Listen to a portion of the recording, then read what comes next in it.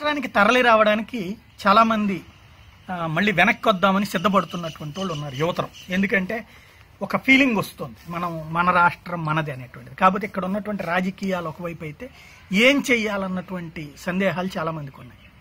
Startup కంపెనీలు ఏర్పాటు చేయడానికి ఒక 10 కోట్ల రూపు ఖర్చు పెట్టగలిగినటువంటి వాళ్ళు చాలామంది విదేశాల్లో ఉన్నటువంటి ఎన్ఆర్ఐలు ఇక్కడికి వచ్చి లేదా ఇక్కడ ఎవరితోనన్నా టైఅప్ అయి చేయడానికి రెడీలో ఉన్నా ఏం చేయాలో తెలియనటువంటి వాళ్ళు చాలామంది ఉన్నారు. నేను ఇక్కడ ఉన్నటువంటి తాజా పరిస్థితులు అబ్జర్వ్ చేసినప్పుడు నాకు కనిపించినటువంటి ఒక 2-3 మీ నోటీస్లో పెడుతున్నా. అది ఎవరికి కావాలంటే వాళ్ళు దానికి అనుగుణంగా రీసెర్చ్ చేసుకుని వాడుకోవచ్చు. ప్రధానమైన సమస్య ఇప్పుడు వర్కింగ్ లేబర్ కొరత అయిపోతుంది ఇక్కడ.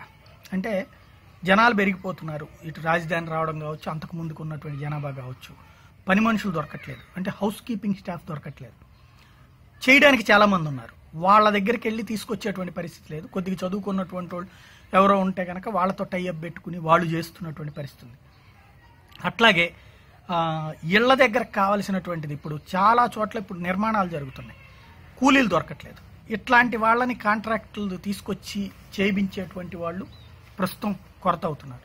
మరోవైపున అతి పెద్దదైనటువంటి సమస్య ఏంటంటే ఈ ఎలక్ట్రీషియన్లు, మెకానిక్లు, లేకపోతే ప్లంబర్లు, ఇట్లా ప్రతి ఇంటికి అవసరం అవుతారు. వాళ్ళు ఇదివరకటి రోజుల్లో ఎక్కడ పడితే అక్కడ వాళ్ళు ఖాళీగా కూర్చుంటుండేవాళ్ళు. మనం పని ఇచ్చిన రోజునే వాళ్ళకి కడుపు నిండేటువంటి పరిస్థితి. ఇప్పుడు వాళ్ళు బతిన్లాడినా నెల రోజులకి 2 నెలలకు కూడా దొరకనటువంటి పరిస్థితి. ఇట్లాంటి వాళ్ళందరినీ సమీకరించి స్టార్టప్లు ఏర్పాటు చేయొచ్చు. అట్లాగే ఫుడ్, ఈ మధ్యకాలంలో అనారోగ్యాలు కావచ్చు, లేకపోతే రకరకాలైనటువంటి సమస్యల వల్ల ఆహారాన్ని ఇళ్లకి తీసుకొచ్చి పెట్టే వాళ్ళ కోసం వెతుకుతున్నారు. స్విగ్గీ లాంటిదే ఈ మధ్యనే స్టార్ట్ అయింది. కానీ ఇంకా రకరకాలైనటువంటి అవసరాలు ఉన్నాయి జనానికి తెచ్చిపెట్టేటువంటి నిత్యావసర వస్తువులు అందించేటువంటివి కానీ ఫుడ్ కానీ ఇట్లాంటి ఇంతకు ముందు లేనటువంటిది ఇప్పుడు పబ్లిక్ ఇక్కడ కూడా వాటికి అలవాటు పడుతున్నారు, ఆన్లైన్గా ట్రాన్సాక్షన్స్కి సంబంధించి. అట్లాంటిది ఒకటి. రెండవది ఇప్పుడు కార్యాలయాలు పెద్ద ఎత్తున ఇప్పుడు హైకోర్టు వచ్చేసింది, సెక్రటేరియట్ ఉంది, ఇవన్నీ కూడా అవతల పక్కన ఉన్నాయి, ఊరికి అవతల పక్కన. అక్కడికి రోజు తీసుకుపోవడానికి ట్రాన్స్పోర్టేషన్కి ఇక్కడ వెహికల్స్ కొరత భారీగా ఉంటుంది. అంటే అద్దెలకు ఇచ్చేటువంటి ఆన్లైన్లో బుక్ చేసుకోవాలని కోరుకుంటారు ఎవరికాళ్ళు. ఇళ్ల దగ్గర ఉన్నటువంటి వాళ్ళని అంటే మళ్ళీ ఎత్తుక్కోవడం సమస్యలు ఉంటాయి. అట్లాంటిది ఒక సమస్య అవుతుంది. అవి కాకుండా ఎస్పెషల్లీ రాజధానిలో ఇప్పుడు ఏదైతే హైకోర్టు ఇవి ఏర్పాటు చేస్తున్నారో ఆ చుట్టుపక్కల హోటల్స్ కొరత ఉంది, ఉండటానికి తగినటువంటి సదుపాయాలు లేనటువంటి పరిస్థితి ఉంది, ఇళ్లకు సంబంధించినటువంటి సమస్య ఉంది. చాలామంది లాయర్లు ఇప్పుడు విజయవాడలో ఉండాలా, గుంటూరులో ఉండాలా అన్నటువంటి టెన్షన్లో ఉన్నటువంటి పరిస్థితి ఉంది. అట్లాగే సెక్రటేరియట్ ఉద్యోగులు కూడా అట్లాగే కొంతమంది తెలంగాణ నుంచి వచ్చిన వాళ్ళు అయితే హాస్టళ్లలో ఉంటుంటే ఇక్కడ వాళ్ళు మాత్రం కొంతమంది ఇప్పుడిప్పుడే ఆ చుట్టుపక్కల ఏరియాల్లో అద్దెలకు తీసుకుంటున్నటువంటి పరిస్థితి ఉంది. ఇలాంటివి ప్రొవైడ్ చేసేటువంటి వాళ్ళని ఏర్పాటు చేసేటువంటి స్టార్టప్ కంపెనీలు అవసరాలు ఉన్నాయి.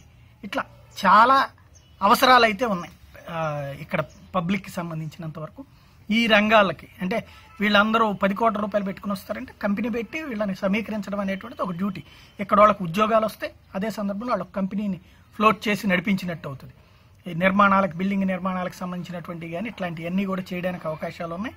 అట్లాగే ఈ ఫిల్మ్ ఇండస్ట్రీ వాళ్ళకి కానీ వాళ్ళందరూ కూడా ఇక్కడికి వస్తే గెస్ట్ హౌస్లు ఉండటానికి, అంటే వాళ్ళు షూట్ చేసుకోవడానికి అవసరమైనటువంటి గెస్ట్ హౌస్లు ప్రొవైడ్ చేయడం కానీ, ఇతర వాళ్ళు వచ్చినటువంటి సందర్భంలో పార్టీలు ఇవ్వడానికి తగినటువంటి ఫెసిలిటీస్ కానీ చాలా పరిమితంగా ఉన్నాయి. కాబట్టి ఆయా రంగాల మీద దృష్టి పెట్టుకుంటే బెటరు.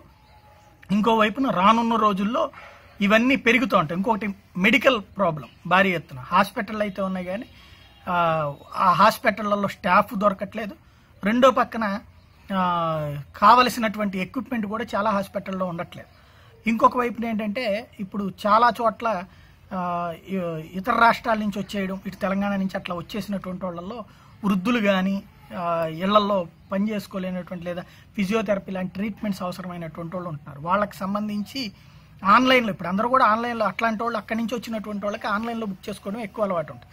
ఇక్కడ అట్లాంటి సర్వీస్ ప్రొవైడర్స్ లేరు. ఉన్న 1-2 కూడా ఏ ఆర్ఎంపీలో అట్లాంటి డ్యూటీలు చేస్తున్నటువంటి పరిస్థితి ఉంది. కాబట్టి ఇట్లాంటి వాటి అన్నిటి మీద దృష్టి పెట్టుకుంటే బెటరు. ఎవరు మరి దాన్ని అందిపుచ్చుకుంటారో రానున్న రోజుల్లో చూద్దాం.